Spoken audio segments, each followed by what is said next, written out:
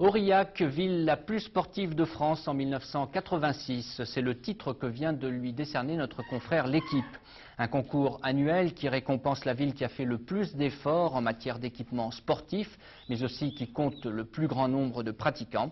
C'est à l'unanimité qu'Aurillac a été désigné par un jury pour succéder à Angers.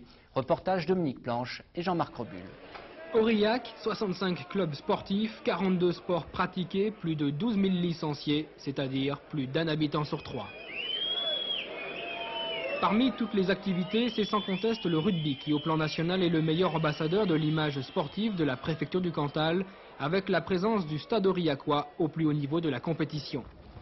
Cependant, le sport le plus populaire ou le plus pratiqué demeure comme presque partout le football. Quant au nombre de licenciés, la palme revient cette fois au tennis, avec près de 1500 joueurs.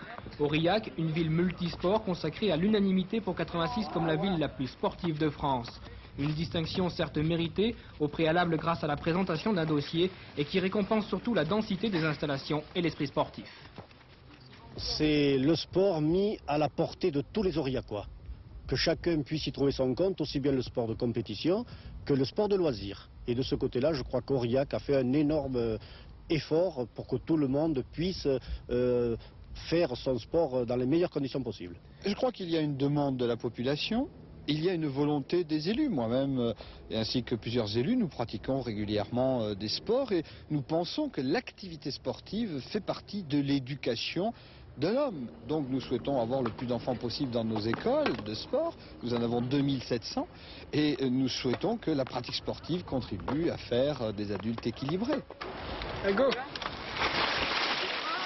Ainsi, cette piste internationale de bicross en cours de finition est l'une des dernières réalisations communales et répond justement à l'attente des jeunes athlètes. D'ailleurs, cette piste accueillera peut-être en 88 les championnats de France de la spécialité. En tout cas, force est de reconnaître que cette ville consacre depuis plusieurs années un budget conséquent à l'investissement et à l'entretien de son outil sportif aux multiples facettes. Il y a d'abord le budget de fonctionnement, c'est-à-dire l'aide aux associations sportives, ça représente 7% du budget total de fonctionnement de la ville d'Aurillac. Et puis il y a le budget d'investissement, c'est-à-dire les constructions de gymnases, les aménagements de terrain, etc. Cela représente aussi 7 à 8% du budget d'investissement de la ville d'Aurillac, donc un pourcentage tout à fait important en faveur de l'activité sportive. Songez par exemple que depuis 8 ans, eh bien, nous avons fait plus de 2 milliards de centimes d'investissement sportif à Aurillac. Dès lors, il ne faut pas s'étonner des quelques 60 titres de champion d'Auvergne récoltés rien qu'en sport individuel pendant la saison 85-86.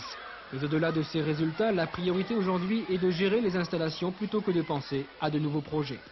Sur Aurillac, rien dans les 3 ans qui viennent, rien d'autre que le maintien de l'existant qui est déjà considérable puisqu'il vient d'être consacré. Et si vous n'aviez pas présenté votre dossier, est-ce qu'on serait venu vous distinguer ? Je ne pense pas. Je suis sûr que personne serait venu voir si Aurillac est une ville très sportive.